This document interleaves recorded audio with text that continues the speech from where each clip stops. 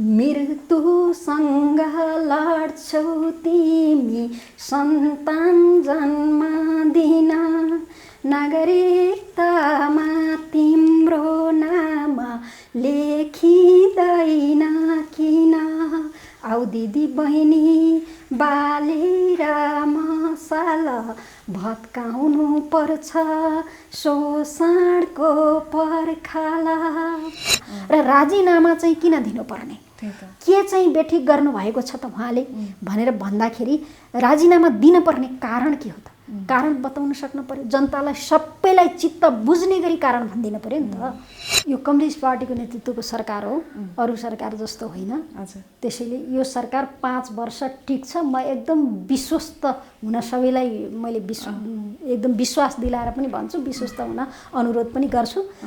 5 वर्ष ढुक्कले यो सरकार टिक्छ। कार्यकर्ताहरूलाई पनि त्यो अब नेताहरू नमिलिकन सुखै छैन भन्ने चाहिँ लागिराखेको छ। यदि मिल्नु भएन भने त मैले धेरै ठाउँमा पनि भनेको छु, तर कार्यकर्ताले एकदम अब नेताहरूले केही गरेनन्, बिगारे मात्रै, नेताहरू मिल्दा पनि मिलेनन् भनेर चाहिँ चुप लाएर बस्दैनन्। छोडिदिनुहोस्, तपाईँहरू पछाडि हट्नुहोस्, अब हामी हो भनेर चाहिँ दोस्रो पुस्ता आउँछ। सकारात्मक समाचार, रचनात्मक विचार, यो हो सनराइज खबर। म अस्मिता छेत्रीको तर्फबाट तपाईहरूलाई स्वागत गर्न चाहन्छु। दर्शकवृन्द, आज भने हामीसँग हाम्रो सनराइज खबरको स्टुडियोमा हुनुहुन्छ नेकपाकी नेत्री तथा राष्ट्रिय सभाका सदस्य भगवती न्यौपाने। र कार्यक्रम सुरु गर्नुभन्दा पूर्व म उहाँलाई हाम्रो कार्यक्रममा स्वागत गर्न चाहन्छु। स्वागत छ हजुरलाई सनराइज खबरमा। धन्यवाद। अब हाम्रो कार्यक्रम चाहिँ कोरोना महामारी बिच पनि आइदिनु भयो। सर्वप्रथम चाहिँ तपाईँलाई धन्यवाद दिन चाहन्छु होइन। हामी चाहिँ आजको कार्यक्रम 3टा खण्डमा गर्नेछौँ। एउटा तपाईँको व्यक्तिगत राजनीतिक जीवन कसरी सुरु भयो, अनि एउटा चाहिँ अहिले चलेको जुन समसामयिक विषयमा, र अर्को भविष्य।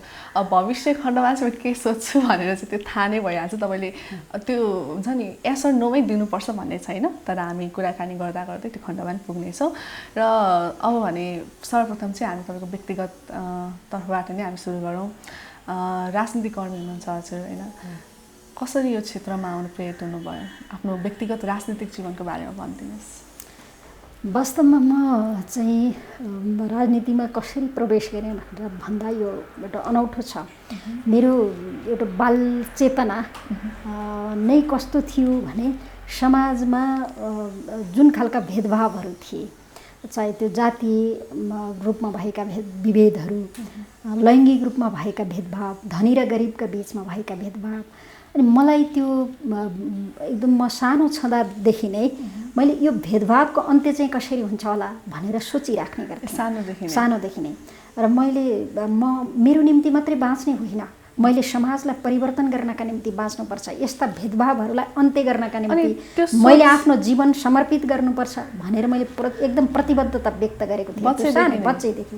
त्यसपछि चाहिँ मेरो गाउँ वरिपरि छिमेकी मभन्दा सिनियर दाइ दिदीहरू चाहिँ राजनीतिमा लागेको देखेँ र उहाँहरू चाहिँ कम्युनिस्ट पार्टीमा आबद्ध हुनुहुन्थ्यो। अनि मैले कम्युनिस्ट पार्टी, मैले जे सोचेको थिएँ बाल्यकालमा, त्यो विभेदहरूको अन्त्य कसले गर्छ भनेर भन्दाखेरि कम्युनिस्ट पार्टीले गर्छ। जुन एउटा वर्गरहित समाजको निर्माण चाहिँ कम्युनिस्ट पार्टीले गर्छ, सबै खालका भेदभावहरूको अन्त्य चाहिँ कम्युनिस्ट पार्टीले गर्छ भनेर भनेपछि त्यसो भए म कम्युनिस्ट पार्टी बन्नुपर्छ, कम्युनिस्ट पार्टीमा लाग्नुपर्छ र यो समाजलाई रूपान्तरण गर्नुपर्छ भन्ने मेन्टालिटी मेरो एकदम बाल्यकालदेखि बन्यो र म राजनीतिमा एकदम केटाकेटीदेखि नै प्रवेश गरेँ। जस तपाईँको राजनीतिक जीवनलाई चाहिँ त्यो एउटा वंशानुगत या पारिवारिक क्षेत्रबाट आएको भन्न मिल्छ? पारिवारिक नै त होइन। मेरो दाजु दिदीहरू, अब आमालाई त केही पनि थाहा थिएन, बुवा त मेरो सानैमा म सानो छँदा नै बित्नु भएको हो। आमालाई खास केही थाहा थिएन। दाजु दिदीहरूलाई अलिकति थाहा थियो, कम्युनिस्ट पार्टीप्रति आस्था राख्नुहुन्थ्यो। दिदीहरू चाहिँ राजनीतिप्रति चासो थियो। दिदीहरूले त्यो नाटकमा जाने अनि जनवादी गीतहरू गुनगुनाउने त्यस्तो त मैले सुन्थेँ, तर एकदमै कमिटेड भएर राजनीतिमै समर्पित भएर लाग्नु चाहिँ भएको थिएन, तर आस्था चाहिँ थियो। त्यो कुराले नै प्रभाव त केही परेकै हो। जे होस्, तपाईँ अहिले जुन ठाउँमा हुनुहुन्छ त्यहाँसम्म पुग्नको लागि चाहिँ यो सानो यात्रा चाहिँ होइन, बच्चादेखिकै यात्रा, बच्चादेखिकै। सफल भएको जस्तो लाग्छ यो यात्रामा? म सफल नै भएको छु भन्ने लाग्छ मलाई। म एकदम खुसी छु। म जहाँ समर्पित छु, जसरी लागेको छु, मैले जसरी कन्ट्रिब्युसन गर्न सकेको छु, डेडिकेसन गर्न सकेको छु, त्यो एकदम म आफैमा चाहिँ खुसी छु। गौरवान्वित पनि हुनुहुन्छ लाग्छ।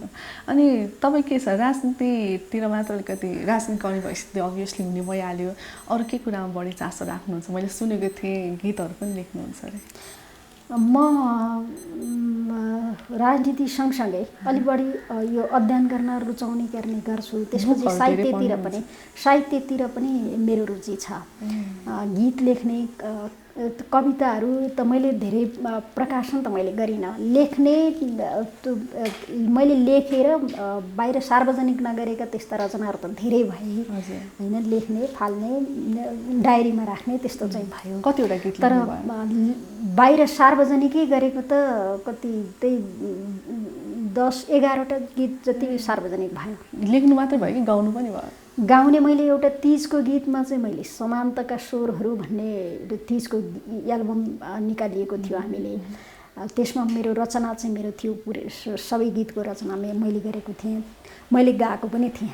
तिजको एउटा अरू चाहिँ मैले गाउने गरेको छैन, म लेख्ने गर्छु। स्वर त्यति होइन, कुरा सुनिरहँदा तपाईँको स्वरहरू यसो सुनिरहँदा पनि धेरै राम्रो गाउनुहुन्छ जस्तो लाग्छ। हाम्रो दर्शकहरूलाई एक लाइन गाएर सुनाइदिनुहुन्छ होइन?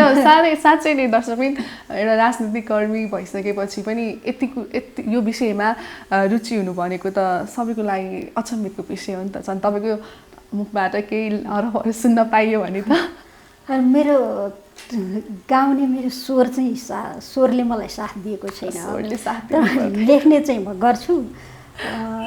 मैले लेखेका गीतहरूमध्ये एउटा अलि अस्ति भर्खर पनि 2टा गीत त सार्वजनिक भयो। एउटा प्रधानमन्त्रीकै बारेमा, उहाँले गरेको योगदानको बारेमा, देशभक्ति गीत चाहिँ थियो। त्योभन्दा अगाडिका गीतहरू पनि तिजका गीतहरू थिए। त्यसपछि अर्को एउटा जनवादी गीत नै थियो, जनताका स्वरहरू भन्ने थियो। भर्खर त्यो आन्दोलनको मैदानमा 62-63 सालको जनआन्दोलनमा चाहिँ लेखेको गीत हो। अब गणतन्त्र ल्याउनुपर्छ भनेर हामी त अब विद्यार्थी राजनीति पनि गर्दै गरेको बेला थियो। एकदम अब चाहिँ राजतन्त्र अन्त्य हुनुपर्छ, हामीले गणतन्त्र ल्याउनुपर्छ भन्ने त्यो जोस जाँगरका साथ हामी आन्दोलनमा होमिएका थियौँ। त्यति बेला मैले चाहिँ आन्दोलनकै मैदानबाट गीत लेखेँ। एउटा गीत चाहिँ गणतन्त्र जिन्दाबाद भन्ने गीत थियो। जनता सबै उठौँ है एकैसाथ, लोकतान्त्रिक गणतन्त्र जिन्दाबाद भन्ने गीत थियो।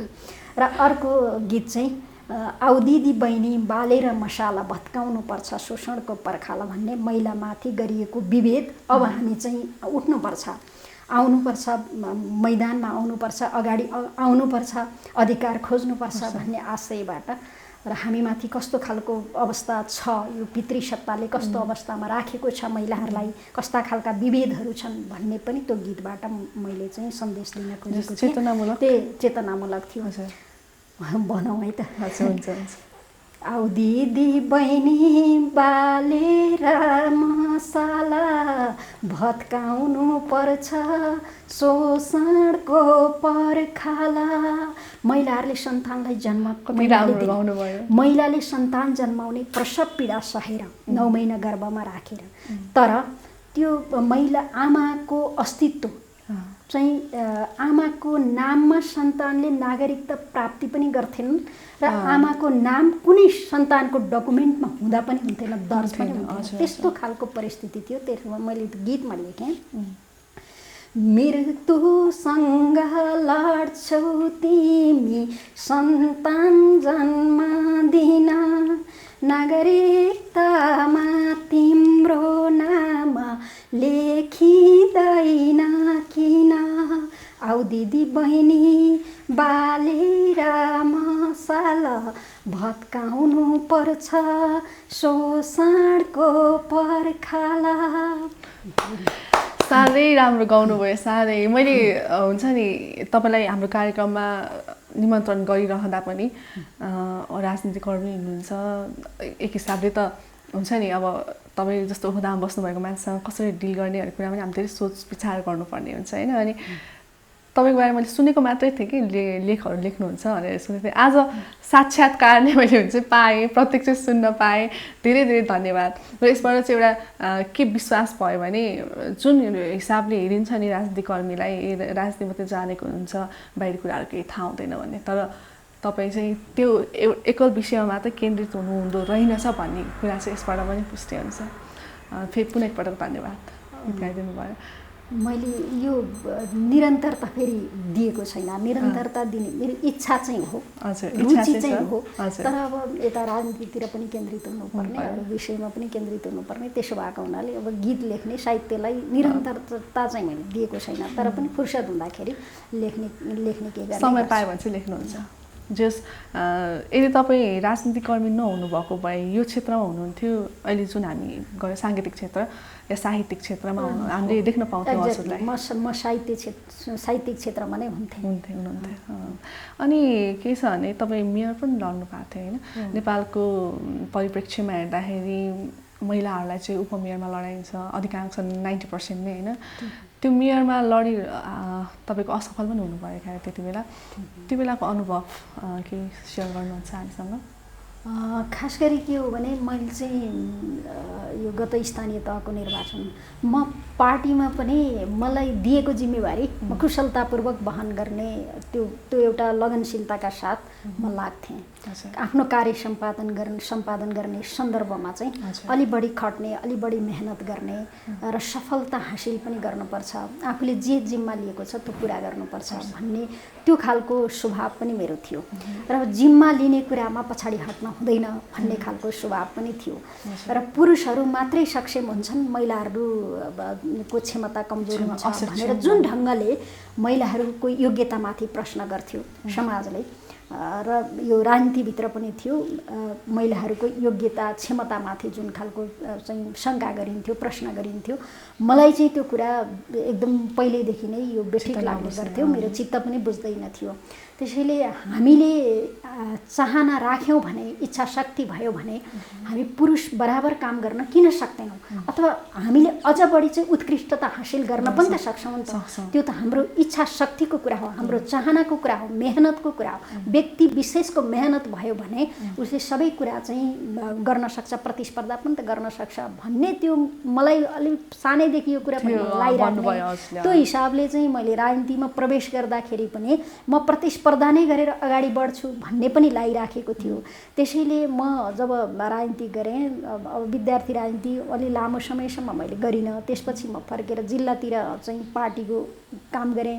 पार्टीमा काम गरिराख्दाखेरि पनि मैले जिल्ला कमिटीको सदस्य हुँदै, तलैबाट जिल्ला कमिटीको सदस्य हुँदै, अखिल नेपाल महिला सङ्घको पनि सदस्य हुँदै, अब अनेरा सुब्बाको पनि काम गर्दै, त्यसो गर्दै अगाडि बढ्ने सन्दर्भमा पार्टीमा म चाहिँ एक्जिक्युटिभ पदमा चाहिँ बसेर काम गर्छु भन्ने चाहना पनि मेरो हुन्थ्यो।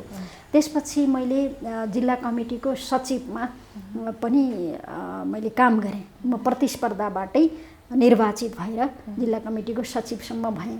यद्यपि मैले जिल्लाकै नेतृत्व गर्छु भन्ने पनि मेरो चाहना थियो। अब पछि म यता आएँ राष्ट्रिय सभातिर, पार्टीले निर्णय पनि गर्यो।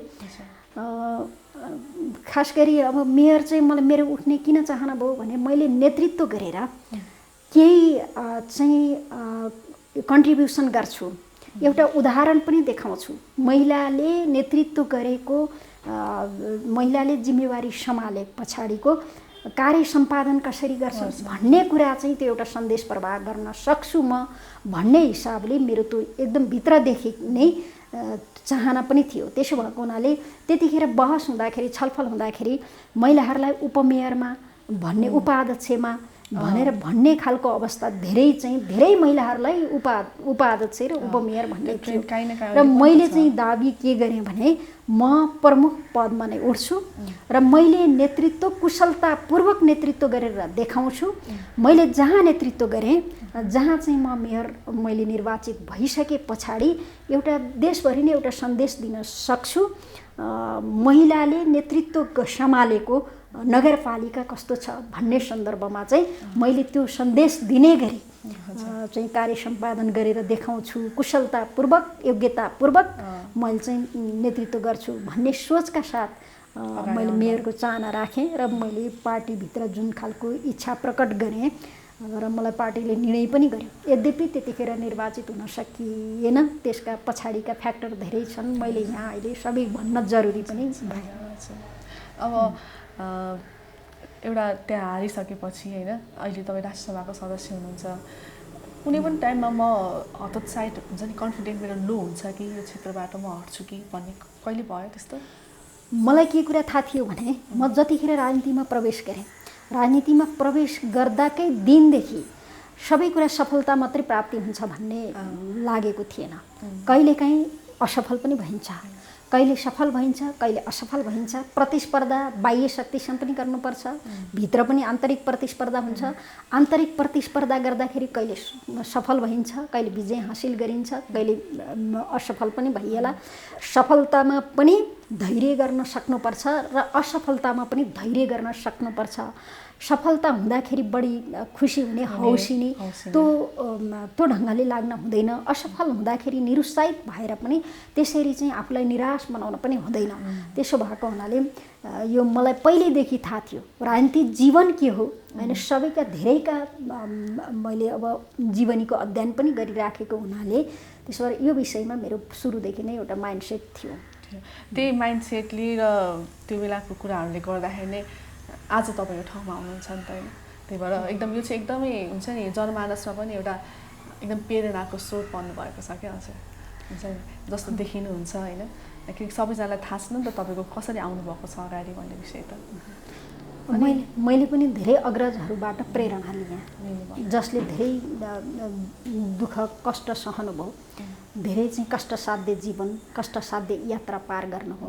उहाँहरूको जीवनीबाट मैले प्रेरणा लिएको। त्यसरी समाज बदल्नका निम्ति कष्टसाध्य यात्रा गर्नुपर्छ, धेरै दुःख हन्डरहरू सहनुपर्छ भन्ने अनुभूति मलाई थियो। आत्मविश्वास गुमाउनु भएन नि त तपाईँले। ठिक हो, आत्मविश्वास सबभन्दा ठुलो कुरा रहेछ। त्यसो भएर म त्यो आत्मविश्वासका साथ लागेको थिएँ र अनवरत रूपमा कहिल्यै पनि विचलित नभइकन।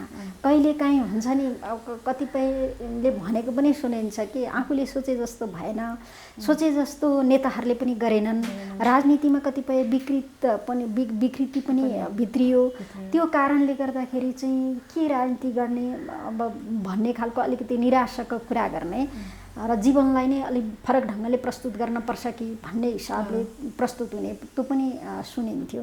तर त्यस्तो कुराले मलाई कहिल्यै पनि निराश पनि बनाएन, कहिल्यै विचलित पनि मलाई बनाएन। अनि अब अहिले तपाईँ राष्ट्रसभा सदस्य हुनुहुन्छ, जुन तपाईँले बाहिरबाट हेर्नुहुन्थ्यो नि होइन राष्ट्रसभालाई, र अहिले राष्ट्रसभाभित्र आइसकेपछि चाहिँ तपाईँले कतिको फरक पाउनु भएको छ? मैले राष्ट्रिय सभा, प्रतिनिधि सभा दुवै सभालाई चाहिँ बाहिरबाट पनि नियालिराखेको थिएँ। त्यहाँ यस पूर्व जब आउनुभयो मैले यो म आउनुभन्दा अगाडि मैले नियालेर हेर्ने गर्थेँ। त्यहाँ भएका गतिविधिहरू पनि मैले नजिकबाटै हेर्ने गर्थेँ, लाइभ पनि हेर्ने गर्थेँ।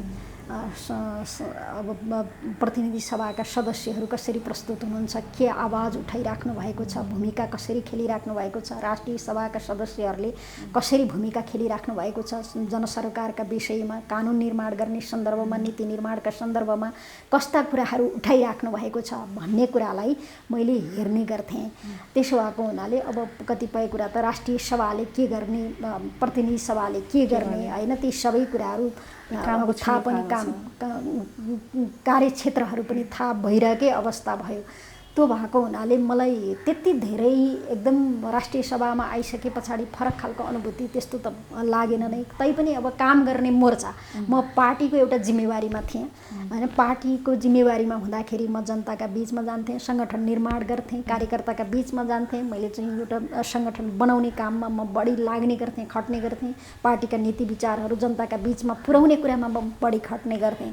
तर राष्ट्रिय सभामा आइसके पछाडि बढी चाहिँ नीति निर्माणका सन्दर्भ कुराहरू, कानुन बनाउने कुराहरू, राष्ट्रिय सरकारका विषयहरूमा चाहिँ त्यहाँ आफ्ना आवाजहरू, जनताका आवाजहरू उठाउने सन्दर्भका कुराहरू भयो। त्यो हिसाबले गर्दाखेरि मोर्चा फरक हो, काम गर्ने मोर्चा फरक हो, तर पनि खास हामीले जुन मोर्चामा रहेर पनि गर्ने के हो भन्दाखेरि देशका निम्ति गर्ने हो, समाजका निम्ति गर्ने हो।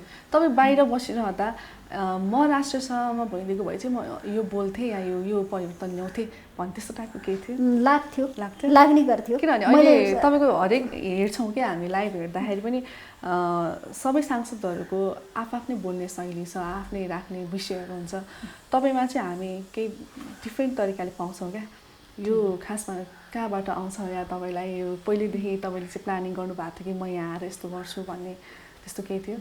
होइन, मैले स्वाभाविक रूपमा के हुन्छ भने राजनीति गर्ने मान्छेलाई त म आज जुन मोर्चामा छु त्यो मोर्चामा हुँदाखेरि मैले खेल्ने भूमिका एउटा खालको हुन्थ्यो। म त्यहाँ भएको भए चाहिँ मैले जनसरकारका विषयमा यो कुरा उठाउँथेँ होइन, मैले अहिले म कुन परिस्थितिमा के बोल्ने भन्ने सन्दर्भका कुराहरू हुन्छ नि, म त्यहाँ भएको भए यो कुरा बोल्थेँ भन्ने त लागि नै हाल्थ्यो। त्यसो भयो हुनाले मलाई नि त्यो मलाई लाग्ने गर्थ्यो। जस तपाईँ अहिले राष्ट्रसभामा आइसकेपछि पनि जुन तपाईँलाई लाग्थ्यो नि पूर्व आउनुभन्दा अगाडि त्यो कुराहरू चाहिँ अलिकति फुलफिल पनि भएको जस्तो चाहिँ भएको छ अहिले। अनि बिस्तारै म अब आएको धेरै भएको पनि छैन होइन, धेरै बैठकमा सहभागी हुने त्यस्तो खालको अवस्था बनिसकेका छैन, तर पनि अब त्यो त सिलसिलाबद्ध ढङ्गले अब परिस्थिति अनुसार कुन बेला के कुरा उठाउने भन्ने कुराहरू कानुन निर्माणकै सन्दर्भमा खेल्ने भूमिकाहरू पनि छँदैछ, नीति निर्माणका सन्दर्भमा खेल्ने भूमिका पनि छँदैछ। तर पनि मैले चाहिँ त्यहाँ कसरी आफूलाई सशक्त ढङ्गले आफ्नो सहभागितालाई अलि सक्रियतापूर्वक कसरी भूमिका निर्वाह गर्ने भन्ने कुरा त मलाई लागि नै हाल्छ। त्यो चाहिँ म सबैको सल्लाहले साथ सहयोगले त्यो ढङ्गले आफूलाई प्रस्तुत गर्ने नै छु। अझै गर्नुहुन्छ आगामी दिनमा पनि होइन, यही विश्वास लिन्छ। दर्शक पनि हामीले उहाँको राजनीतिक जीवन यात्राको बारेमा नै सुन्यौँ। सानैदेखि चाहिँ एकदमै इच्छुक र एउटा मेन्टालिटी उहाँको थियो र आज उहाँ एउटा प्रतिष्ठित पदमा पनि हुनुहुन्छ। र अब भने हामी अहिलेको समसामयिक विषयमा केन्द्रित भएर केही कुराकानीहरू उहाँसँग गर्नेछौँ। नेपाल कम्युनिस्ट पार्टीभित्रको विवाद अहिले चुलिएको छ र उहाँ नेकपाकै नेत्री भइरहँदा उहाँले यस विवादलाई कुन रूपमा हेर्नुहुन्छ, यस विषयमा पनि उहाँसँग कुराकानी गरौँ। के छ अहिले जति पनि कुरा बाहिर आइरहेका छन् होइन, नेकपाको विवाद केका लागि हो खासमा? अब यो खास गरी के हुन्छ भने पार्टीभित्र छलफल हुने, बहस हुने, वाद विवाद हुने त्यो कुराहरू चाहिँ यो अस्वाभाविक भन्ने पनि हुँदैन। छलफल हुन्छ, बहस हुन्छ, कहिलेकाहीँ एकदम पेचिलो ढङ्गले चाहिँ बहस अगाडि बढ्छ, अलि बढी नै चाहिँ कन्ट्राडिक्सन भएको पनि देखिन्छ। तर बहस छलफल केका निम्ति भन्दाखेरि पार्टी जीवनलाई पनि सशक्त बनाउनका निम्ति, देशको निम्ति भूमिका खेल्नका निम्ति पनि, देशलाई समृद्ध बनाउनका निम्ति, जनतालाई चाहिँ सुखी जनताका इच्छा आकाङ्क्षालाई पुरा गर्नका निम्ति, देशलाई बदल्नका निम्ति भनेर जुन खालको बहस गरिन्छ त्यो बहस चाहिँ सार्थक बहस हुन्छ र त्यसले निकाल्ने परिणाम पनि एउटा सकारात्मक परिणाम निकाल्छ। त्यो ढङ्गले बहसलाई केन्द्रित गरियो भने देशलाई कस्तो बनाउने, पार्टीलाई कस्तो बनाउने, देशको समृद्धिलाई र पार्टीलाई कसरी जोड्ने भन्ने सन्दर्भका बहस हुँदाखेरि त्यो एकदम स्वाभाविक बहस हुन्छ। त्यसलाई अन्यथा ठान्ने कुरा पनि होइन। पार्टीभित्र पनि विभिन्न खालका प्रवृत्तिहरू हुन्छन्, विभिन्न खालका व्यक्तिका स्वभावहरू हुन्छन्, अनि अब त्यो विभिन्न खालका बुझाइहरू पनि हुन्छन्। ती बुझाइहरूका बिचमा एकरूपता ल्याउनका निम्ति हुने बहसलाई अन्यथा ठान्ने कुरा हुँदैन। तर अहिले यतिखेर भएको बहस चाहिँ अलि स्वाभाविक बहस पनि होइन, अस्वाभाविक खालको बहस गर्नुभएको छ नेताहरूले। यो बहस किन यो ढङ्गले गयो, बहस अलि आउट अफ ट्र्याकतिर गएको हो कि भन्ने धेरैलाई लागिराखेको छ। त्यो मलाई पनि लागेको छ व्यक्तिगत रूपमा। त्यसरी बहसलाई चाहिँ यो ठिक ठाउँमा ठिक ढङ्गले देशको समृद्धिसँग जोडेर बहस गर्नुपर्छ। जनसरोकारका सवालहरू, जनजीविकाका सवालहरूलाई केन्द्रित राखेर, केन्द्रभागमा राखेर बहस गर्नुपर्छ।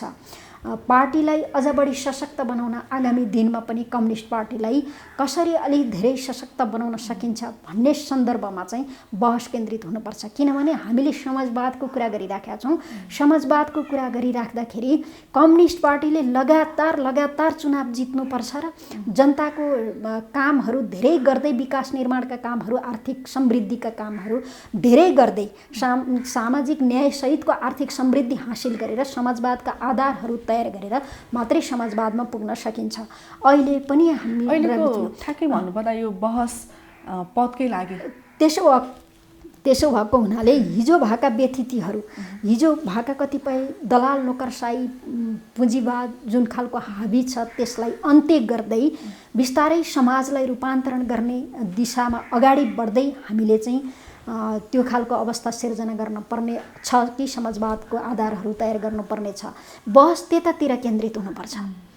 तर अहिलेको बहस चाहिँ प्रधानमन्त्रीले राजीनामा दिनुपर्छ, पार्टी अध्यक्षबाट पनि राजीनामा दिनुपर्छ केपी शर्मा ओलीले भन्ने ढङ्गबाट त्यसलाई केन्द्र भागमा राखेर बहस गरिएको छ।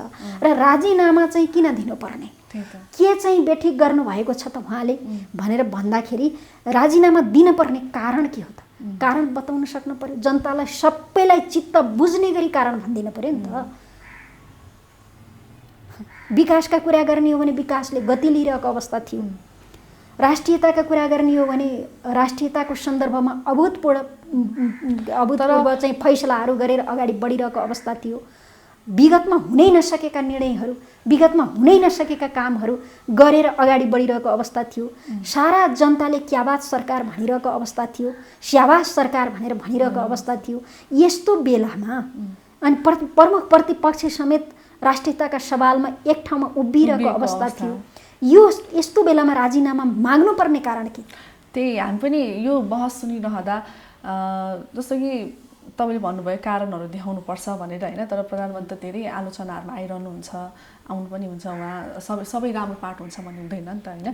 अनि अब बाहिर पर्दामा आउँदाखेरि होइन हामीले मागेको छैनौँ, प्रचण्डजीले चाहिँ हुनै भन्नुभएको थियो होइन बैठकमा।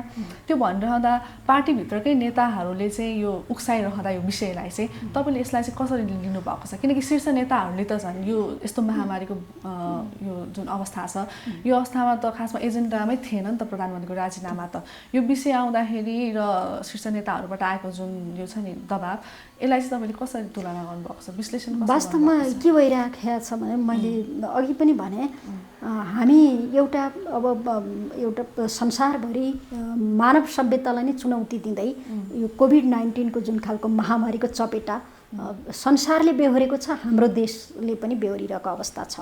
यस्तो परिस्थितिमा हामी सबै पार्टीभित्रका, पार्टी बाहिर अरू पार्टीहरू, सबै जनताहरू समेत एकदम एक ठाउँमा उभिएर एकबद्धताका साथ सामना गर्न पर्ने परिस्थिति अहिले जुन खालको छ। तर अब नेताहरूमा यस्तो खालको परिस्थितिमा प्रकृतिले अब बाढी पहिरोको त्यस्तै खालको समस्याहरू छ, धेरै धनको चाहिँ क्षति भयो, धेरै मानवीय क्षति चाहिँ बेहोरिरहेको अवस्था छ। यस्तो परिस्थितिमा हामीभित्र चाहिँ एकता कायम गरेर, एकतालाई मजबुत गरेर जान पर्ने अवस्थामा हामी दुईटा ठुला कम्युनिस्ट पार्टीहरू एकीकरण गरेर अगाडि बढ्दै थियौँ र जनताले पनि धेरै खालको भरोसा गरेर नै जनमत दिएका हुन् नि त। कम्युनिस्ट पार्टीबाट देश चाहिँ परिवर्तन हुन्छ, हाम्रा आकांक्षाहरू पुरा हुन्छ भन्ने सोचेर नै कम्युनिस्ट पार्टीलाई मत हालेका हुन्। तर अब नेताहरू चाहिँ जुन ढङ्गले अहिले बहस गर्नुभएको छ र जब कुराकानी हुन्छ, छलफल भएर मिल्न खोजे जस्तो हुन्छ, अनि मिल्न नदिनका निम्ति, नेताहरूलाई नै मिल्न नदिनका निम्ति फेरि अर्को शक्ति गएर चाहिँ यो मिल्ने कुरामा भाँडबैलो गरिदिने त्यो खालको काम किन हुन्छ? अस्ति भर्खर मात्रै चाहिँ हाम्रो नेता, आदरणीय नेता वामदेव गौतमले अब यसरी चाहिँ समाधान हुन्छ कि भनेर 6 बुँदे प्रस्ताव पनि अगाडि सार्नुभयो। अनि त्यो 6 बुँदे प्रस्ताव अगाडि सारिसकेपछि त्यो प्रस्ताव धेरैले चित्त बुझाइरहेको अवस्था छ, धेरैलाई लागेको छ यो प्रस्तावमा टेकेर चाहिँ समाधानमा पुग्न सकिन्छ भनेर लागिरहेको अवस्थामा तपाईँहरू किन मिल्नु भएको, तपाईँ किन चाहिँ प्रस्ताव ल्याउनु भएको, तपाईँ किन मिल्न खोज्नु भएको? यस्तो पनि हुन्छ र यो त समस्यालाई बल्झाइराख्ने समाधान भन्दा पनि हामी समाधान बन्न पर्छ। हामी त समाधान हाम्रो यात्रा त अझ भन्नुहुन्छ भने यो अहिले जुन पहिलो पुस्ताका बीचमा चाहिँ एउटा अन्तर्विरोध अस्वस्थ खालको अन्तर्विरोध भएको छ यसबाट हामीले सिक्ने के हो हाम्रो पुस्ताले सिक्ने के हो त्यसैले नेताहरूले हामीलाई के सिकाउने र हामी नेताहरूलाई भन्न चाहन्छौँ खबरदारी पनि गर्न चाहन्छौँ तपाईहरूको यात्राभन्दा हाम्रो यात्रा धेरै लामो छ हामी धेरै टाढासम्म जानु छ त्यसैले हामीले देशका निम्ति धेरै समर्पित भएर अगाडि बढ्नुपर्ने अवस्था अझै धेरै छ हामीले गर्न पर्ने काम हाम्रो दायित्व हाम्रो अभिभार धेरै छ त्यसैले तपाईहरूले कस्तो भविष्य दिने हामीलाई कस्तो भविष्य दिने जनतालाई कस्तो भविष्य दिने कम्युनिस्ट पार्टीको भविष्य कस्तो बनाउने त्यसैले इतिहास कलङ्कित इतिहास नलेख्नुहोस् इतिहास त सुनौलो इतिहास लेख्नुहोस् आफ्नै इतिहास पनि सुनौलो इतिहास लेख्नुहोस् समस्याको समाधान किन हुँदैन बसेर एक ठाउँमा बसेर छलफल गर्नुहोस् स्वभावगत रूपमा केही समस्या हो बानीका कुरामा केही विमति हो भने बानीका व्यक्तिगत स्वभाव व्यक्तिगत शैली सबैका फरक फरक हुन्छन् सबैका एउटै शैली हुँदैन केही स्वभावगत समस्याहरू छ भने त्यसलाई बसेर हल गर्न पनि सकिन्छ नि त तपाईको यो स्वभावले गर्दाखेरि अलि अगाडि बढ्नका निम्ति समस्या भयो भन्न पनि सकिएला हैन त्यसो भएको हुनाले मुख्य कुरा के हो भने मुख्य कुरा चाहिँ पार्टीलाई कस्तो बनाउने भन्ने कुरा हो त्यसैले आज सरकारलाई कुन ढङ्गले अगाडि बढाउने भन्ने कुरा हो पार्टीले साथ दिन पर्यो सबै नेताहरूले साथ दिन पर्यो नेताहरूले साथ दिँदाखेरि मलाई लाग्छ जनताका बीचमा हामीले पुर्याउन पर्ने धेरै कुराहरू छन् जुन सकारात्मक कुराहरू पनि छन् सकारात्मक कुरा धेरै छन् केही कमजोरी छ भने त बसेर करेक्सन गर्ने हो नि त त्यसो भएको हुनाले नेताहरूले यो ढङ्गले सोच्न जरुरी छ यो ढङ्गले नसोच्दाखेरि दुर्घटनामा पुग्यो भने साँच्चै त्यो दुर्घटनामा जाँदाखेरि देश त बर्बाद हुन्छ नै अनि सबैको भविष्य चाहिँ अन्त्य गर्ने अन्योलमा बनाइदिने सबैको भविष्य अन्धकार बनाइदिने यो ढङ्गले नेताहरू जसरी प्रस्तुत हुनु भएको छ म त अनुरोध गरेर भन्न चाहन्छु किनभने कुनै नेताको नजिक हुने कसैको टाढा हुने होइन हामीले बोल्ने भनेको यथार्थ हो हामीले जे देखेका छौँ त्यसमा त्यो देखेका कुराहरूका आधारमा हामीले विश्लेषण गरेर प्रस्तुत हुने हो र नेताहरूलाई त्यही अनुसार आग्रह गर्ने हो सम्बन्धको कुरा गर्नुहुन्छ भने त सम्बन्ध नेताहरूकै बीचको पार्टी कार्यकर्ताहरूको बीचको सम्बन्ध पनि स्थायी सम्बन्ध त कहिले पनि भएको छैन कि व्यक्तिगत रूपमा एकदम स्थायी रूपमा सम्बन्ध जोडिराख्ने नजिक भइराख्ने भन्ने पनि होइन गुण र दोषका आधारमा सम्बन्धहरू भएका छन् विगतदेखिका कुरा पनि हामीले त्यही देखिराखेका छौँ र अहिले पनि त्यही हो नेताहरूकै कुरा गर्ने हो भने नि समूह निर्माण गर्ने कुरा गुट निर्माण गर्ने कुरा चाहिँ व्यक्तिगत सम्बन्धका कुरा कहिले कोही बलियो भएको छ कहिले कोही बलियो भएको छ कहिले कसैसँगको सम्बन्ध को बीचमा कति बेला कसको बीचमा सम्बन्ध हुन्छ भन्ने कुरा चाहिँ यो एकदम परिवर्तन हुँदै आइराखेको छ त्यसो भएको हुनाले आज हामी बहुमत छौँ यो बहुमत सधैँको निम्ति आज जो नेताहरूले बहुमत छौँ भनेर भनिराख्नु भएको छ उहाँहरू सधैँ बहुमतमा रहनुहुन्छ सम्बन्ध सधैँ यो स्थिर हुन्छ सम्बन्ध सधैँ स्थायी हुन्छ हुँदैन यस्तो खेल खेल्ने हो भने महाधिवेशनबाट नेतृत्व चयन गरेको महाधिवेशनबाट निर्वाचित भएको नेतृत्वलाई कमिटीको बैठकले हटाइयो भने यो खेल त निरन्तर भइरहेको छ आज हटाइएको मान्छेले भोलिबाट फेरि आफ्नो खेल सुरु गर्छ कि गर्दैन प्रतिशोध सान्न खोज्छ कि खोज्दैन बदला लिन खोज्छ कि खोज्दैन अनि फेरि ऊ बहुमतमा पुर्याउनका निम्ति आफूले चाहिँ बहुमतमा पुर्याउन कसरत गर्छ कि गर्दैन गर्छ अनि फेरि नेतृत्व बहुमतमा पुर्याएर नेतृत्व परिवर्तन गर्ने अनि यस्तै खेल निरन्तर खेलिराख्ने कि महाधिवेशनमा गएर विचारका बहस त्यही गर्नु पर्यो नेतृत्वको बहस त्यही गर्नु पर्यो अनि त्यहीबाट टुङ्ग्याउनु पर्यो त्यतातिर लाग्ने हो त त्यसो भएको हुनाले म त आग्रह गर्छु महाधिवेशनमा केन्द्रित भएर बहस गर्नुहोस् नेतृत्वको बारेमा पनि किनभने हामीले एकता महाधिवेशन गर्नुपर्ने छ एकता महाधिवेशनमा सबैलाई हिजोका पूर्व पार्टीहरू सबै चित्त बुझाएर दुवै पार्टीलाई चित्त बुझाएर एकता महाधिवेशन सम्पन्न गर्नुपर्ने छ र आजै विभाजित भएर यो ढङ्गले छलफल गर्दाखेरि यसले चाहिँ कस्तो पार्टी बनाउँछ त्यसैले हामीले आश गरे जस्तो जनताले आश गरे जस्तो हुन्छ त्यसले नेताहरूले यति कुरा त सोच्नुपर्छ नि मेरो आग्रह मेरो अनुरोध पनि छ जे होस् तपाईँले भन्न खोज्नु भएको चाहिँ यो नेकपाको विवाद यही लेभलमा चाहिँ चुलिरह्यो भने चाहिँ दुर्घटना घट्न सक्छ र पार्टी फुट्ने सङ्घारमा पुग्न सक्छ। जब विचारमा केन्द्रित नहुने बित्तिकै त विचारमा केन्द्रित नहुने भनेको चाहिँ पार्टीलाई दुर्घटनामा पदका निम्ति जब केन्द्रित भएर छलफल अगाडि बढ्छ नि, अन्तर्विरोध चाहिँ एकदम चरम हुन्छ नि, त्यो भनेको त दुर्घटना निम्तिन्छ। त्यसैले मलाई लाग्छ दुर्घटनामा त पार्टी जाँदैन। अब नेताहरूले कसरी झुकाउन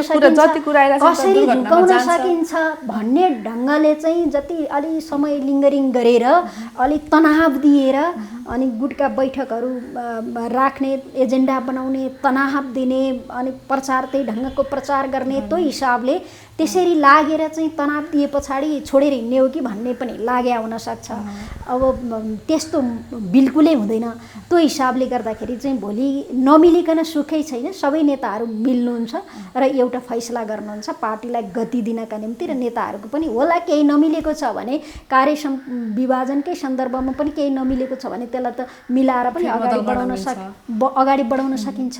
तर नेतृत्व परिवर्तन गर्ने गरी पनि होइन। प्रधानमन्त्रीबाट जनताले निर्वाचित गरेको एउटा प्रधानमन्त्री हो। निर्वाचनको सन्दर्भमा केपी ओली जो पहिला प्रधानमन्त्री हुनुहुन्थ्यो, उहाँले प्रधानमन्त्री हुँदाखेरि गरेका कामहरू, राष्ट्रियताका सवालमा गरेका कामहरू, उहाँको भिजनका आधारमा चाहिँ हामी चुनावमा हिँड्दाखेरि पनि चाहिँ अबको प्रधानमन्त्री केपी ओली हो भनेर भन्यौँ र जनताले पनि केपी ओली प्रधानमन्त्री बन्नुपर्छ, किनभने उहाँप्रति धेरै भरोसा गरे, धेरै विश्वास पनि गरे, उहाँबाट धेरै परिवर्तनको सम्भावना पनि देखे। त्यसो भएको हुनाले केपी ओली प्रधानमन्त्री बन्नुपर्छ भन्ने सबै जनतालाई पनि लागिरहेको भएर मतदान त्यही हिसाबले मतदान गरेको भएर प्रधानमन्त्री हुनुभएको 5 वर्षलाई आज पनि केपी ओली हट्नुपर्छ भनेर जनताले भनेका त छैनन् नि। आज पनि जनताले केपी ओली नै प्रधानमन्त्री भएको हेर्न चाहिराखेका छन्। होला केही कमजोरीहरू होला, तर उहाँको जुन खालको भिजन छ, जुन खालको इच्छा शक्ति छ, शारीरिक रूपमा रोगले आक्रमण गरेको छ तर पनि एउटा जुन खालको ऊर्जा देखिन्छ, त्यो ऊर्जा जुन त पार्टीको एउटा सम्पत्ति पनि त हो नि, सबैले साथ दिएर। किनभने उहाँ सधैँको निम्ति प्रधानमन्त्री त होइन, सधैँको निम्ति पार्टी अध्यक्ष पनि होइन। महाधिवेशनले पार्टी अध्यक्ष को बन्ने भन्ने कुरा त्यहीँ छलफल गरेर फेरि टुङ्ग्याउन त सकि नै हालिन्छ। अनि प्रधानमन्त्री पनि चुनावमा कति नै छ र चुनावमा जान सबै मिलेर सबैले साथ दिएर यो सरकारलाई सफल बनाइयो भने फेरि निर्वाचनमा हामी जान्छौँ, फेरि बहुमत ल्याउँछौँ, फेरि सरकार बनाउँछौँ, को प्रधानमन्त्री हुने त्यतिखेर प्रधानमन्त्री हुन सकिहालिन्छ। त्यसो भएको हुनाले यो आज के जरुरी छ, यो जरुरी नै छैन भन्ने चाहिँ हामीलाई लागिराखेको छ। नेताहरूले बुझ्नु होला, बुझ्नुहुन्छ यो कुरामा हामी ढुक्क छौँ। अलिकति समय केही दिन लाग्यो भन्ने नै हो।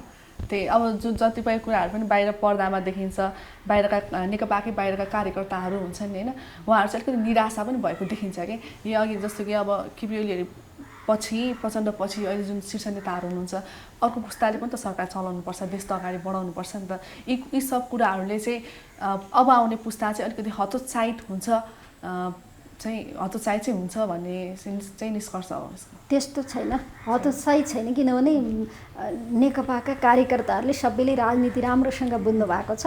नेताहरूको बिचमा कहिलेकाहीँ यो ठाकठुक पर्दै आउँछ, कहिलेकाहीँ टकराव हुन्छ। यो अहिले चाहिँ अलिकति लामो समय भयो। आश मरेको हो कि जस्तो बिल्कुलै त्यस्तो त छैन, त्यस्तो छैन। मिल्छ कार्यकर्ताहरूलाई पनि त्यो अब नेताहरू नमिलिकन सुखै छैन भन्ने चाहिँ लागिराखेको छ। यदि मिल्नु भएन भने त मैले धेरै ठाउँमा पनि भनेको छु, तर कार्यकर्ताले एकदम अब नेताहरूले केही गरेनन्, बिगारे मात्रै, नेताहरू मिल्दा पनि मिलेनन् भनेर चाहिँ चुप्लाएर बस्दैनन्। छोडिदिनुहोस्, तपाईँहरू पछाडि हट्नुहोस्, अब हामी हो भनेर चाहिँ दोस्रो पुस्ता आउँछ। त्यसरी पनि पार्टीले चाहिँ एउटा गति लिन्छ। त्यो योजनामै हुनुहुन्छ है के हो तपाईँहरू? होइन, नेताहरू मिल्नु भएन भने त पर्खाइ धैर्यताको बाँधै टुटिहाल्यो भने त त्यो दिन पनि आउन सक्छ। अनि अब जस्तो कि प्रतिपक्ष त आफ्नो प्रतिपक्ष भइहाल्यो र अहिले जुन प्रधानमन्त्रीको विरोध गरिरहनु भएको छ, सत्तापक्षभित्रै प्रतिपक्ष भनौँ एक हिसाबले होइन, र अब अर्को थर्डमा भन्दाखेरि चाहिँ विदेशी प्रतिपक्ष भारतबाटै चाहिँ प्रधानमन्त्री केपी ओलीको चाहिँ राजीनामा माग्ने काम भइरहेको छ भनिन्छ। यसलाई तपाईँले कसरी लिनुभएको छ? यो जब कम्युनिस्ट पार्टीले झन्डै 2/3 ल्याएर चाहिँ जित्यो, त्यो बेलादेखि नै विभिन्न खालका षड्यन्त्रहरू पर्दाभित्रबाट षड्यन्त्रहरू त भइ नै राखेका थिए। कसरी कम्युनिस्ट पार्टीलाई कमजोर बनाउने, यदि कम्युनिस्ट पार्टीले राम्रोसँग सफल भयो, सरकार चलाउन पनि राम्रोसँग दिने हो भने लामो समयसम्म चाहिँ उसले सरकार चलाइराख्ने अवस्था बन्छ। फेरि पनि निर्वाचनमा धेरै पटक जितिराख्ने र सरकार चलाउने खालको परिस्थिति बन्छ। त्यस्तो भयो भने चाहिँ अरू खालको शक्तिले जो विकास चाहँदैन, जसले स्थिरता चाहँदैन, विदेशीहरू पनि नेपालबाट धेरै आफ्ना स्वार्थहरू पुरा गर्नुपर्ने छ। त्यसैले स्थिर सरकार भयो भने आफ्नो स्वार्थ चाहिँ पुरा गर्न सकिँदैन भन्ने खालको जुन लागिराखेको छ षड्यन्त्र त सुरुदेखि गरेको छ।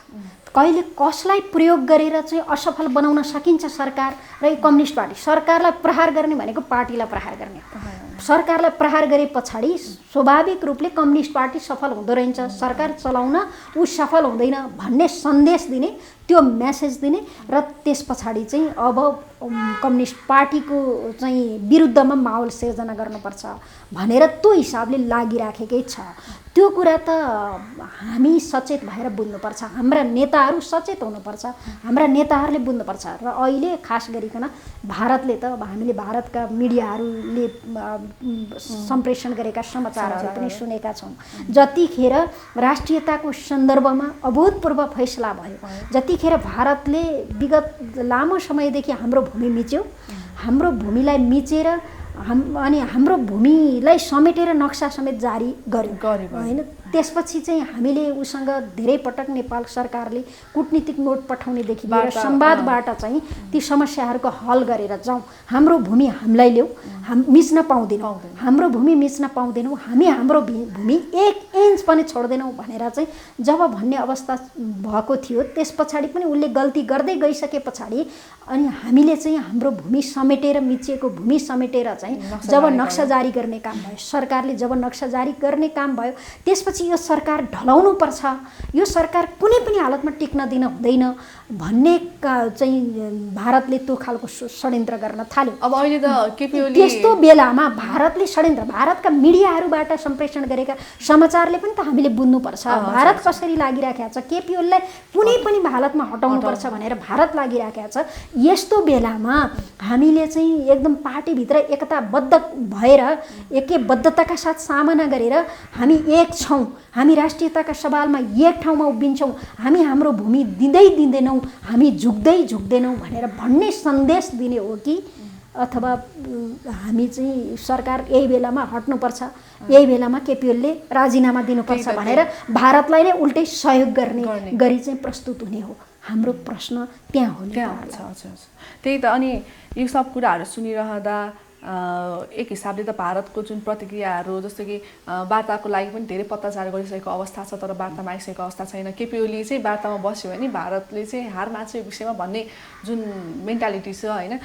अब यो भइरहँदा केपी ओली नहटेसम्म भारत वार्तामा नआउला त के छ? राजीनामा दिनै पर्ने हो केपी ओलीले? त्यस्तो त त्यो त सम्भावनै छैन नि। भारतका निम्ति केपी ओलीले राजीनामा दिनु पर्ने? त्यही त। केपी ओलीले वार्ताको टेबलमा बसेको दिनमा हामीले जुन खालको भारत र हाम्रो बीचमा संवाद हुन्छ, हाम्रा जुन खालका चाहिँ प्रमाणहरू छन्, हाम्रा भूमिहरू मिचेका प्रमाणहरू जे छन्, भारतले हामीलाई हेपेको प्रमाणहरू जे छन्, त्यो वार्ताको टेबलमा बसेको बेला हामीसँग भएका तथ्यहरूले, हामीसँग भएका प्रमाणहरूले हाम्रा भूमिलाई फिर्ता गर्नुपर्ने अनिवार्य बन्छ, अनिवार्य फिर्ता गर्नुपर्ने अवस्था बन्छ। त्यसो भएको हुनाले अहिले जुन खालको एउटा अडान केपी ओलीले लिनुभएको छ, त्यो हिसाबले भारत त मैले भनिहालेँ नि, भारत त लागि नै रहन्छ। भारतका निम्ति त्यही कारणले गर्दाखेरि केपी ओलीले राजीनामा दिएर किन दिने राजीनामा? त्यही त। फेरि भारतको त एक हिसाबले निशानमै पर्नु भयो जस्तो पनि लाग्छ, किनकि नक्सा जारी गरिसकेपछि यो विवाद चुलियो, अनि त्यसपछि अस्ति राम जन्मभूमिको बारेमा पनि आलोचित हुनुभयो उहाँ हैन। अनि यो सब विषयहरूले गर्दाखेरि र शीर्ष नेताहरूबाट भएको दबावले गर्दाखेरि पनि त्यो सङ्घारमा चाहिँ पुगिन्छ कि भन्ने चाहिँ लागेको। त्यस्तो त बिल्कुलै हुँदैन, त्यो हुँदैन, त्यस्तो गर्न पनि दिँदैन। किनभने भारतलाई जिताउने, भारतको एजेन्डालाई जिताउने, नेपालको एजेन्डालाई हराउने त्यो काम हामीबाट गर्न हुन्छ, त्यो काम नेपालीहरूले गर्न हुन्छ, त्यो काम नेपाल कम्युनिस्ट पार्टीका नेताहरूबाटै त्यो सहयोग पुग्ने गरी त्यो ढङ्गले प्रस्तुत हुन हुन्छ।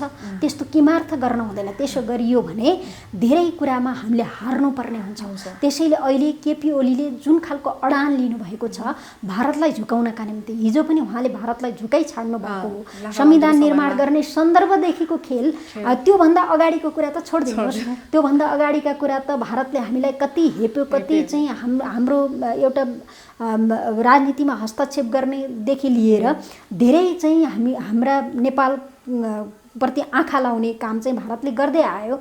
तर जब संविधान निर्माण गर्ने सन्दर्भमा पनि संविधान बन्न नदिनका निम्ति अनेकौं हरकत गर्यो।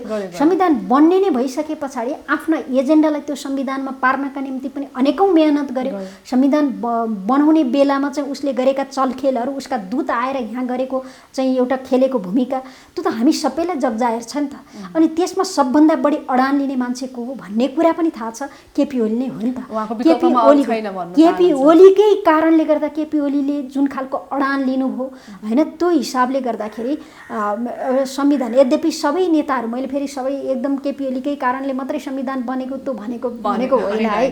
मैले भनेको संविधान जारी भयो, संविधान जारी भइसके पछाडि पनि उहाँले लिएका अडान त थाहा छ त, दुनियाँलाई थाहा भएको कुरा हो। जब उहाँ प्रधानमन्त्री बन्नुभयो, प्रधानमन्त्री भइसके पछाडि भारतले नाकाबन्दी नै लगाए, आफूले भनेअनुसार संविधान बनेन भनेर नाकाबन्दी नै लगाए।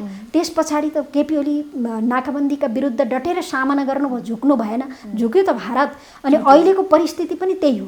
त्यसैले अहिले पनि भारत जसरी लागेको छ, भारतलाई झुकाउनका निम्ति भनेको अहिलेको प्रधानमन्त्री हटाएर होइन, प्रधानमन्त्रीलाई एकदम दह्रो गरी उभिन लगाएर नै, साथ दिएर नै उहाँको ऊर्जा जुन छ त्यो ऊर्जालाई चाहिँ हामीले सबैले साथ दिएर हौसला प्रदान गरेर त्यो हिसाबले चाहिँ भारतलाई झुकाउने हो।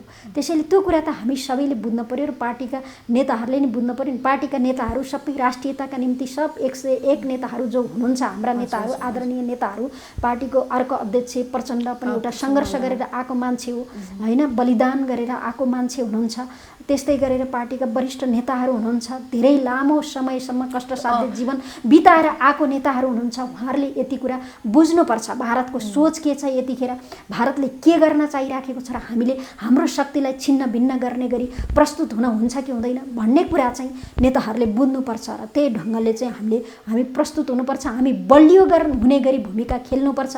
अहिले यतिखेर त जो नेता अहिले बाहिरबाट देख्दा कसैले नरुचाएको कुरा के हो भने, प्रधानमन्त्रीलाई जुन खालको घेराबन्दी गरिया छ, सबैलाई नेताहरूलाई आदरणीय मान्ने कार्यकर्ताहरू पनि यो किन त्यस्तो गर्दै हुनुहुन्छ होला भनेर जसले घेराबन्दी गरेको छ उहाँहरूप्रति एकदम अलि यो भएन भन्ने हिसाबले चित्त बुझाइराख्नु भएको छैन भने प्रधानमन्त्रीप्रति त धेरै सहानुभूति बढेर गइराखेको छ। एक लाएर एक हिसाबले फाइदा जस्तो नै भयो हैन, धेरै सहानुभूति, जनताको पनि सहानुभूति बढेको छ, कार्यकर्ताको पनि सहानुभूति बढिरहेको अवस्था छ। जनताहरूबाट हामीले अब केही न्युजहरू आउँदाखेरि पनि अब कमेन्ट्सहरू जनताहरूको अहिले सामाजिक सञ्जालमा धेरै आउँछन्, यो हेरिरहँदा पनि सबैजनाको चाहिँ सकारात्मक नै छ। प्रधानमन्त्रीलाई लिएर चाहिँ विषयमा सबैले साथ दिएको छ भन्ने कुरा चाहिँ देखि नै हालिन्छ। र अनि अर्को कुरा चाहिँ अब प्रधानमन्त्रीको अहिले राजीनामा नदिनु होला, कार्यकाल सकेर अब अर्को कोही प्रधानमन्त्री बन्ला उहाँको ठाउँमा हैन।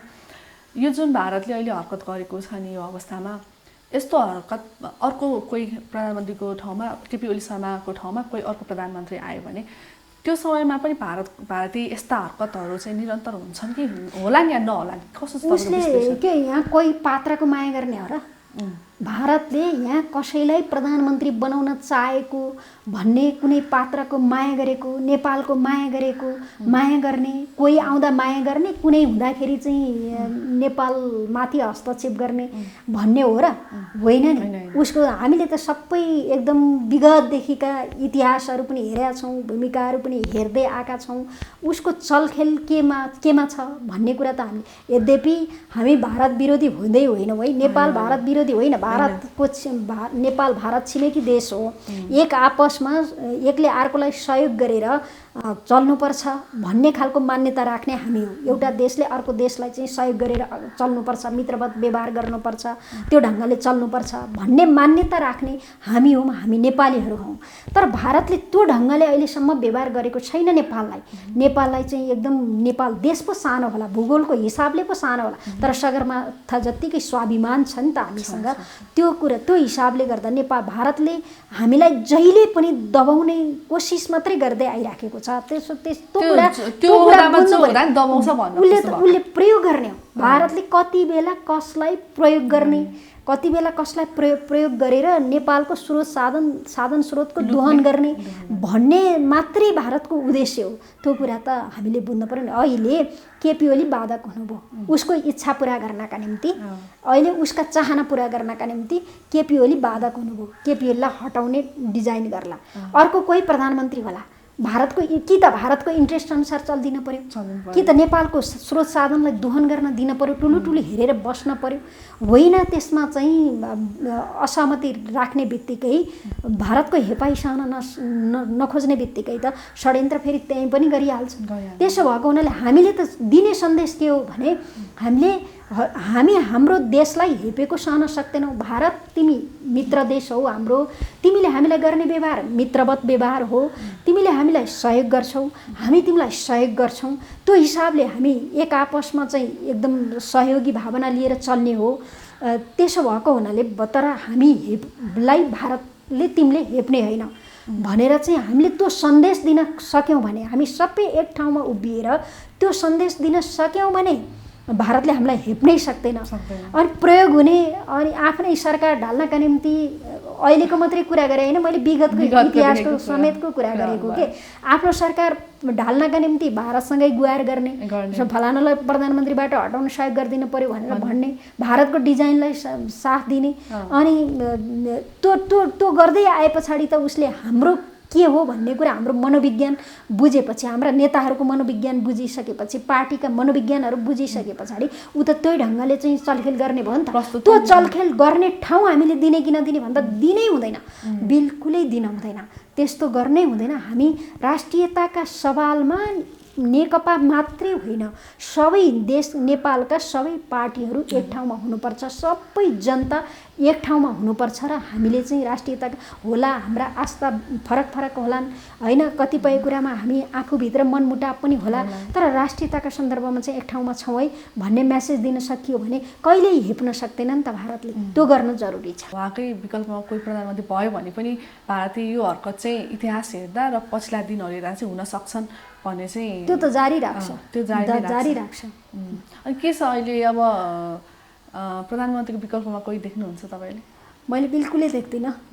प्रधानमन्त्रीले राजीनामा दिनुहुन्न, उहाँले आफ्नो कार्यकाल कम्प्लिट गर्नुहुन्छ। यो पार्टीभित्रको विवाद पनि यो केही समयमा मिल्छ भन्ने कुरा। तपाईँले प्रधानमन्त्रीको यसरी सपोर्टमा बोलिरहँदा, कुराहरू गरिरहँदा तपाईँले के कामहरू देख्नु भएको छ, हुन्छ नि फ्रन्टमा चाहिँ के देख्नु भएको छ जसले गर्दा चाहिँ केपी ओलीले राजीनामा दिनु हुँदैन? पहिलो कुरो त मैले अघि भने, केपी ओलीलाई जनताले यो अस्थिर सरकारका निम्ति भनेर प्रधानमन्त्री 5 वर्षभित्र पटक पालो प्रधानमन्त्री बन्नुहोस् भनेर भोट हालेकै होइन। केपी ओली प्रधानमन्त्री बन्ने, 5 वर्षका निम्ति प्रधानमन्त्री बन्ने भनेर सबैको माइन्ड सेट चाहिँ त्यही ढङ्गले चाहिँ बनेको छ। केपी ओली नै 5 वर्षको निम्ति प्रधानमन्त्री हो भनेर। त्यसैले केपी ओलीलाई प्रधानमन्त्रीबाट हटाउनु पर्ने कारण केही छँदा पनि छैन। उहाँले देशको अहितमा केही गर्नु पनि भएको छैन, देशकै हितमा काम गर्नुभएको छ। विकासकै सन्दर्भको कुरा गर्ने हो भने हिजोकोसँग तुलना गरेर हेरौँ, अभूतपूर्व चाहिँ कामहरू पनि भएका छन् कतिपय सन्दर्भमा। राष्ट्रियताका सवालका कुरा त मैले धेरै चर्चा गर्न पर्दै परेन। भौतिक पूर्वाधारका विकासका कुरा गर्ने हो भने उहाँले नेतृत्व गरेको सरकारले धेरै हिजो भएका व्यथितिहरूलाई अन्त्य गर्दै देशमा स्थिति बसाल्ने काम चाहिँ उहाँले गर्नुभएकै छ। त्यो उहाँको नेतृत्वको सरकारले गरेकै छ। भ्रष्टाचारको कुरा गर्ने हो भने हिजो भ्रष्टाचार जताततै भ्रष्टाचार थियो। जे काम गर्दाखेरि पनि पैसा नदिकन कामै हुँदैन भन्ने खालको पनि अवस्था थियो। त्यसको अन्त्य हुँदै आज बिस्तारै भ्रष्टाचारलाई नियन्त्रण गर्दै भ्रष्टाचारीहरूलाई कारबाही पनि गर्दै त्यो ढङ्गले अगाडि बढिरहेको अवस्था छ। विकासको कुरा गर्ने हो भने आज एकदम गाउँ गएर हेर्दाखेरि एकदम विकासका धेरै विकास भएको हामीले देख्न पनि सक्छौँ। त्यसो भएको हुनाले चाहिँ केपी ओलीले राजीनामा दिनुपर्ने कुनै पनि कारण छँदै छैन, कुनै कारण छैन। जनताले केपी ओलीले राजीनामा दिनुपर्छ भन्ने कारण देखेकै छैनन्। केपी ओली नै हो भन्ने परि नै राखेको छ। अहिले अरू होइन, केपी ओली नै हो, केपी ओलीको विकल्प अरू छँदै छैन भन्ने परिराखेको छ। अनि यो बेलामा राजीनामा दिनुपर्ने भन्ने कुनै औचित्य नै छैन, दिनु पनि हुन्न। र अन्तिममा नेताहरू सबै बस्नुहुन्छ, छलफल गर्नुहुन्छ र त्यही हिसाबले टुङ्ग्याउनुहुन्छ। तपाईँको यो सबै कुराहरू सुनिरहँदा चाहिँ पार्टी पनि फुट्दैन, केपीओलीले राजीनामा पनि दिनु पर्दैन र यो जुन विवाद छ यो चाँडै नै सुल्झिन्छ। यही होइन तपाईँको निष्कर्ष चाहिँ? ठिक हो। पार्टी फुट्दैन, किन फुट्दैन भने पार्टी फुटको पीडा पनि नेताहरूले भोग्नु भएको छ। फुटेर आज हामी बहुमतमा छौँ, त्यसैले हामीलाई चाहिँ जनताले भोट दिइहाल्छन्, फेरि यस्तै पार्टी बनाइदिन्छन्, यति नै ठुलो पार्टी बनाइदिन्छन्, यत्रै ठुलो धेरै जनमत हामीले पाउँछौँ भन्ने नेताहरूले त्यो कसरी त्यसरी बुझ्नु होला र? पार्टी फुट्ने भनेको त आन्दोलन धेरै पछाडि पर्नु हो, देशकै भविष्य अँध्यारो हुने हो। किनभने कम्युनिस्ट पार्टीको विकल्पमा अरू कसैले देशलाई उज्यालो भविष्य दिनै सक्दैन, यही कम्युनिस्ट पार्टीले दिने हो भनेपछि नेताहरूले त्यति कुरा त बुझ्नु भएको छ नि। हामी सबै सकिने हो, आन्दोलन सकिने हो, पार्टी सकिने हो भन्ने कुरा त नेताहरूलाई राम्रोसँग थाहा छ। त्यसो भएको हुनाले अहिले खास गरी चाहिँ अलिक बढी छलफल गरेर अलिक बढी तनाव दिएर चाहिँ प्रधानमन्त्रीलाई हटाइहाल्न सकिन्छ कि उहाँले चाहिँ बढी तनाव भयो म छोड्छु भन्नुहुन्छ कि भन्ने हिसाबले बहस गरे जस्तो लाग्छ मलाई।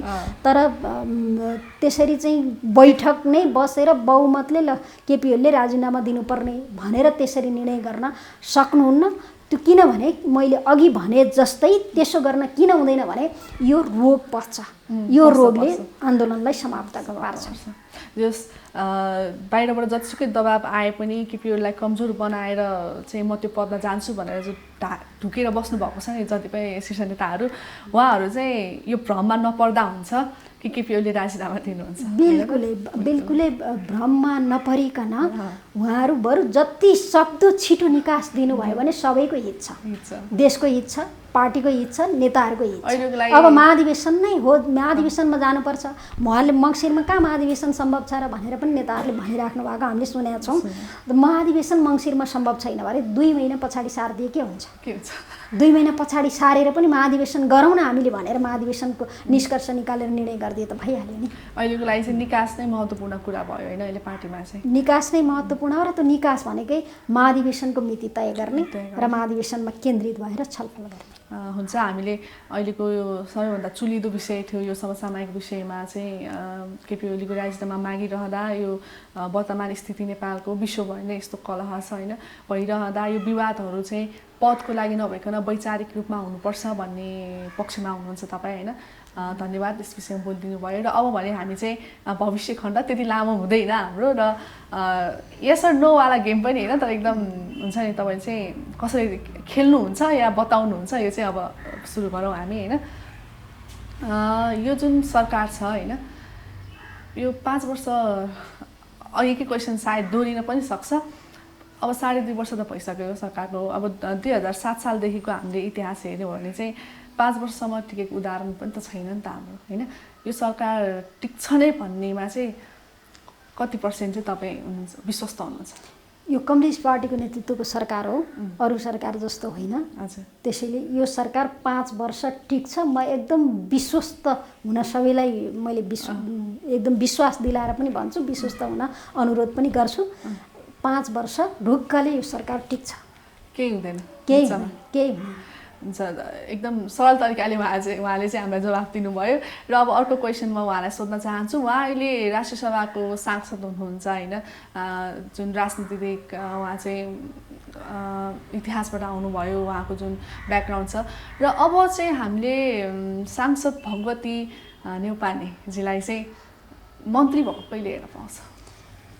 मेरो त्यस्तो एकदम महत्त्वाकांक्षा छैन, म मन्त्री हुनै पर्छ भन्ने त्यस्तो छैन। मेरो इच्छाको कुरा गर्नुहुन्छ भने सरकारले राम्रो गर्नुपर्छ, राम्रो गरेको छ, राम्रो गर्नुपर्छ देशका निम्ति। हामी एउटा राष्ट्रिय आकांक्षा पनि छ जो प्रधानमन्त्रीकै सपना हो, समृद्ध देश सुखी नेपाली भन्ने, त्यो पुरा गर्नुपर्छ। हामीले देशलाई समृद्ध बनाउँदै निकट भविष्यमा चाहिँ समाजवादमा हामी पुग्नुपर्छ। त्यसैले मै मन्त्री हुनुपर्छ भन्ने छैन, जो मन्त्री भएर पनि राष्ट्रका निम्ति कन्ट्रिब्युसन गर्ने पात्र हुनुपर्छ। त्यसैले मलाई एकदमै म मन्त्री हुनैपर्छ त्यस्तो मैले सोच राखेको पनि छैन।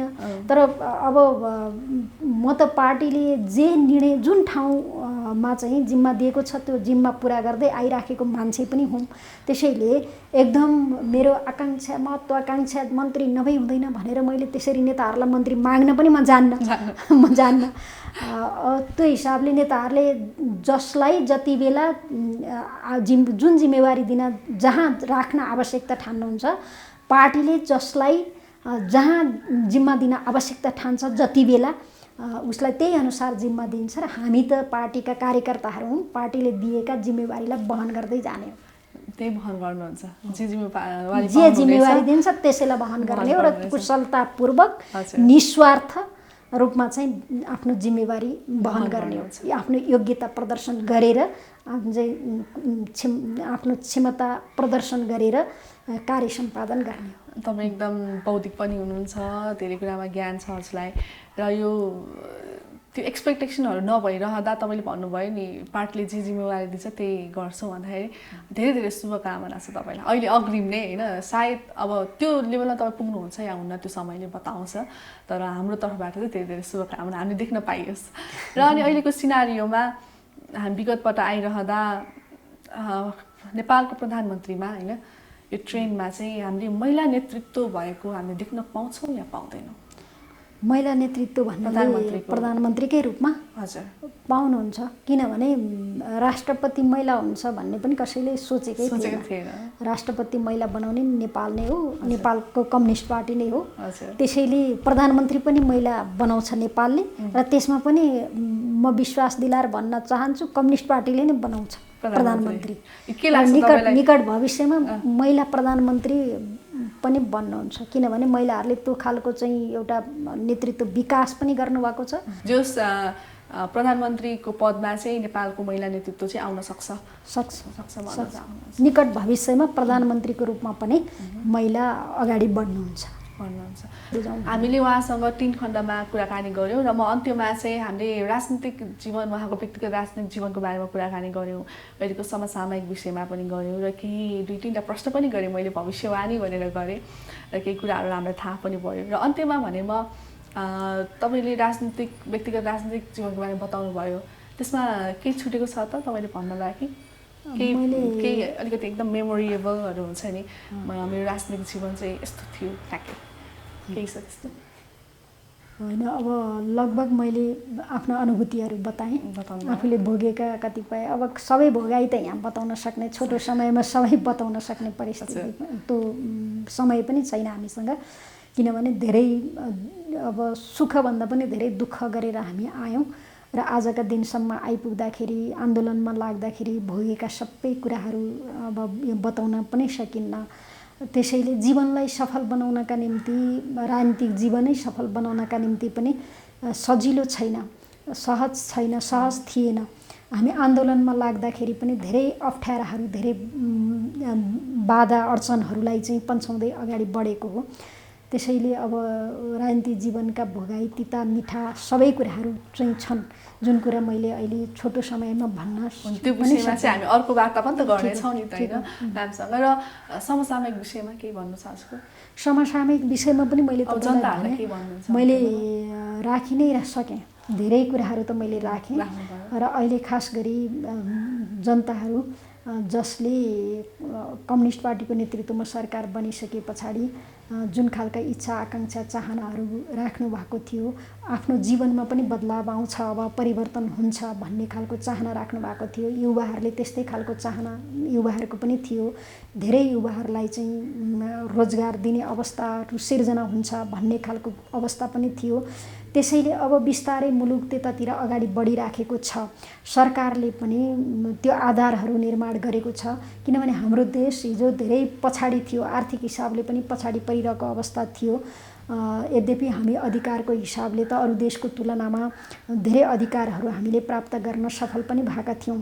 हामीले संविधान पायौँ, संविधानमा, नयाँ संविधानमा धेरै शोषित पीडित जनताहरूका भावनालाई मुखरित गर्न पनि हामी सफल भयौँ। र अब मुलुक चाहिँ एउटा धेरै राजनीतिक लडाइँ हामीले धेरै पटक लड्यौँ। अब आर्थिक समृद्धिको पाटोतिर मुलुक चाहिँ ले ध्यान दिनुपर्छ भन्ने खालको आम रूपमा लागिरहेको बेलामा कम्युनिस्ट पार्टीले त्यही मुद्दा लिएर जनताको बिचमा गयो र झन्डै 2/3 बहुमत प्राप्त गरेर निर्वाचित पनि भएको छ र मुलुक अब आर्थिक समृद्धिकै दिशातिर अगाडि बढ्दै पनि छ। त्यसो भएको हुनाले म जनताहरूलाई आश्वस्त पनि तुल्याउन चाहन्छु, यो सरकारले अहिले हुन त अब हामीले नसोचेका कल्पनै नगरेको एउटा महामारी पनि को अवस्था पनि बनेको छ। त्यसले गर्दा केही अप्ठ्यारोहरू त बन्यो नै निश्चित रूपमा। जसरी अगाडि बढ्दै थियो मुलुक त्यसमा केही अलिकति धक्का लाग्ने स्थिति त बन्यो नै, तैपनि हामी धैर्यतापूर्वक बसौँ, तर हामी धैर्य रहौँ। कम्युनिस्ट पार्टीले मुलुकलाई बदल्छ र अहिले नेपाल कम्युनिस्ट पार्टी नेकपाभित्रको जुन खालको एउटा आन्तरिक बहस छ, छलफल छ, विवाद छ, नेताहरूको बिचमा केही मनमुटाव भए जस्तो छ, यो पनि समाधान हुन्छ। किनभने नेताहरू सबै मैले धेरै पटक भनेको छु, उहाँहरूले धेरै कष्टसाध्य यात्रा गरेर आन्दोलनमा धेरै हण्ड ठक्करहरू खाएर जेलनेलको जीवन भोगेर कहीँ रगत पसिना बगाएर यहाँसम्म आउनुभएको छ। उहाँहरूले सबै कुरा बुझ्नु भएको छ र अहिलेको निकास दिने गरी एउटा निष्कर्षमा पुग्नुहुन्छ र सबैको चित्त बुझाएर एकदम एकताबद्ध भएर सबैलाई ऊर्जा दिने गरी लाग्नुहुन्छ। म यही सन्देश प्रवाह गर्न चाहन्छु। हुन्छ, उहाँले खासमा यी विषयहरू यी कुराहरू सुनिरहँदाखेरि चाहिँ काहीँ न काहीँ आश हुन्छ नि, एउटा निराश भएको जनतामा चाहिँ तपाईँले यो जति पनि कुरा भनिदिनु भयो यसले चाहिँ नयाँ ऊर्जा चाहिँ ल्याउँछ भन्ने मैले अपेक्षा पनि राखेकी छु। र भविष्य खण्ड पनि हामीले छोटकरी मात्रै हामीले कुराकानी गऱ्यौँ। मेरो भविष्यमा चाहिँ यो होला या यो नहोला हुन्छ नि, जस्तै कि तपाईँले केही सोच्नु भएको कुराहरू होला राजनीतिक जीवनमा नै, होइन त्यस्तो केही छ? मैले त सकारात्मक मात्रै देख्ने गर्छु। हजुर, जे हुन्छ सुन्दर कुरा मात्रै हुन्छ। त्यस भएर केही नहोला, म कहिले पनि म निराशावादी हुने मान्छे होइन, म विचलित हुने मान्छे पनि होइन, म निराशावादी पनि होइन। म आश मात्रै गर्ने मान्छे, म विश्वास मात्रै गर्ने मान्छे। त्यसो भएको हुनाले मेरा इच्छाहरू आकाङ्क्षाहरू पुरा पनि हुँदै आएका छन्। यो व्यक्तिगत आकाङ्क्षा इच्छा भन्दा पनि देश र जनताप्रतिको जे खालको चाहना राखिएको छ त्यो पुरा हुँदै पनि आइरहेको छ। त्यसो भएको हुनाले म आफू त उत्साहित छु, म आफू एकदम आशावादी मात्रै छु। कहिलेकाहीँ हुने अप्ठ्याराहरू, कहिलेकाहीँ हुने यस्ता बाधा अडचनहरू त्यसलाई त सामना गरेर अगाडि बढ्ने हो, सामना गर्न सकिन्छ भन्ने मात्रै मलाई लागिराखेको हुन्छ। त्यसो भएको हुनाले मैले अँध्यारो पाटो कहिले देख्दिनँ। अँध्यारो पाटो भन्दा पनि उज्यालो पाटोहरू मात्रै मैले देख्ने गर्छु। किनभने त्यो उज्यालो पाटोलाई हेरेर त्यसैलाई ताकेर पनि हामी अगाडि बढ्नुपर्छ। अँध्यारो पाटोलाई हेर्ने गऱ्यौँ भने र त्यसले हामीलाई निराश बनाउँछ र हाम्रा ऊर्जाहरू हामी शिथिल पनि हुन्छौँ, हामी शिथिल हुन्छौँ, हाम्रो ऊर्जा घट्छ। त्यसो भएको हुनाले हामीले उज्यालो मात्रै देख्ने, किन त्यो सम्भावना छ, सम्भावना छ भने हामी मिले किन हुँदैन? हामी सबै त्यही हिसाबले लाग्यौँ भने सम्भव छ। त्यसो भएको हुनाले मैले चाहिँ भविष्य पनि उज्जवल मात्रै देखिराखेको छु। जस अहिलेसम्म तपाईँले अहिलेसम्म पनि कुनै विषयलाई लिएर निराशावादी भएको अवस्था छैन तपाईँको जीवनमा? निराशावादी त्यस्तो त छैन। जब अप्ठ्यारो हुँदाखेरि कतिपय दुःखलाई पनि कसरी बुझ्ने भन्ने हो कि दुःखमा पनि मैले यो दुःख चाहिँ सुखका निम्ति मैले भने व्यक्तिगत भन्दा पनि देश र जनताको सुखको निम्ति म यो दुःख खेपिराखेको छु भन्ने बुझाइ भइसकेपछि त्यो दुःखमा पनि इन्जोय हुन्छ। हामीले उहाँसँग कुरा गऱ्यौँ र यी कुराहरू सुनिरहँदा चाहिँ जुन अहिले समसामयिक विषयलाई पनि मैले हल्का जोड्न चाहेँ। नेकपा फुट्दैन, पार्टी विभाजन हुँदैन, प्रधानमन्त्रीको राजीनामा पनि हुँदैन, होइन विकल्प छैन। उहाँले चाहिँ यति कुराहरू भनिदिनु भयो। सनराइज खबरमा यति कोरोना महामारी बिच झन् काठमाडौँ उपत्यकामा चाहिँ बढ्दो जोखिमका बिच पनि आफ्नो अमूल्य समय दिएर चाहिँ सनराइज खबरमा आइदिनु भयो। त्यसको लागि सम्पूर्ण सनराइज खबरको टिमबाट चाहिँ धेरै धेरै धन्यवाद भन्न चाहन्छु। तपाईँलाई धेरै धेरै धन्यवाद। मेरो तर्फबाट पनि धेरै धन्यवाद छ। यहाँहरूले मलाई सनराइज खबरको जुन टिमले यो मिडिया मार्फत म मेरो आफ्नो व्यक्तिगत कुरा र मेरो पार्टीको महाबद्ध पार्टीको विषयमा समेत आफ्ना धारणाहरू राख्ने खालको जुन अवसर प्रदान गर्नुभयो त्यसका निम्ति सनराइज खबर टिमलाई हार्दिक धन्यवाद। दर्शकवृन्द सुनिहाल्नुभयो, उहाँ हामीसँग हुनुहुन्थ्यो भगवती न्यौपाने।